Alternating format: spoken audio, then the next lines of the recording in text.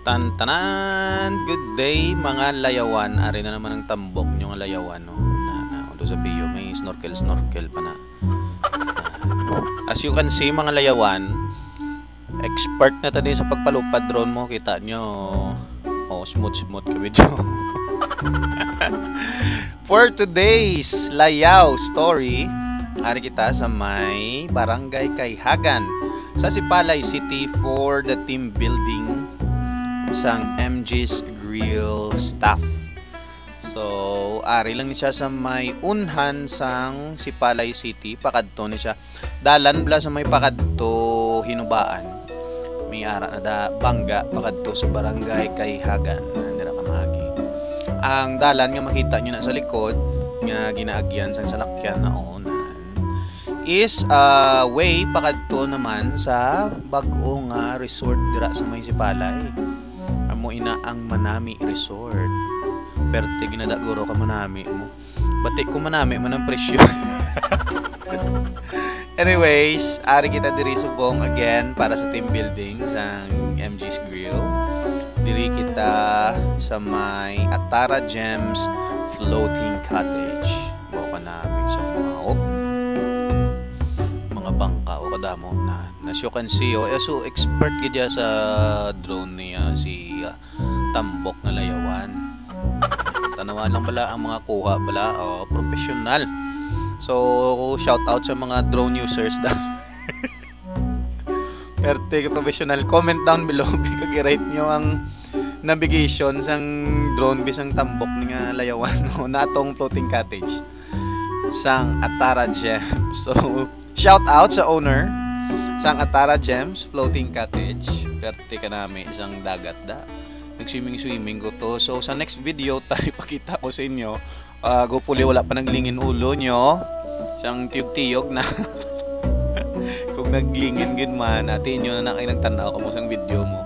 Pero yung pakita ko lang sa inyo no, kung ano ako ka-expert mag-drone na pasaka-saka pa na kanami isang lugar. Barangay Kayhagan, gamay lang nga barangay sa may Sipalay City, pero as you can see, perte ka rich sa ilang resources. Ang main nga pangabuhian di is fishing and farming.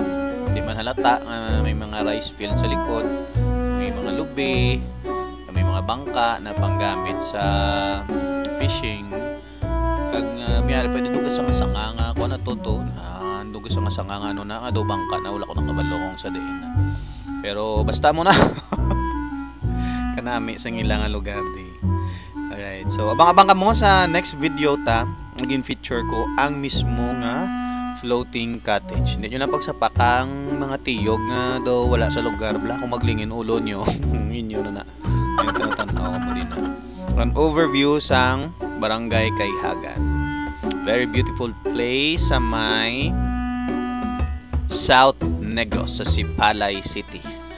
Miyari ni sila Facebook page ang Gems Cottage, Atara Gems Cottage, Floating Cottage. Ang kadto lang mo sa ila Facebook page, miyara da contact number.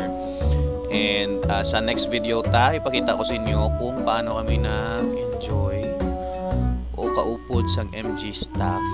Siyempre hindi kumpleto ang layaw kung wala mga pagkaon. Kumpletong pagkaon wala na naman no. Wow, okay. So shout out sa mga naglingin ulo da. Op.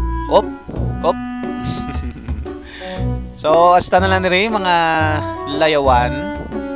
Hopefully nag-enjoy ka mo sa video kag sa professional drone navigation ni Tambok Layaw. Alright. Sa next video naton feature ta ang mga pagkaon kag ang mga gwapuhon kag gwapahon kag mga siksing staff sa MGs. Wow.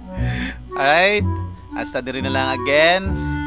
Ini si Mr. Layaw nagapahanumdom untati na ang istorya kuris-kuris. Dali na kita kag magtaris. Have a wonderful day.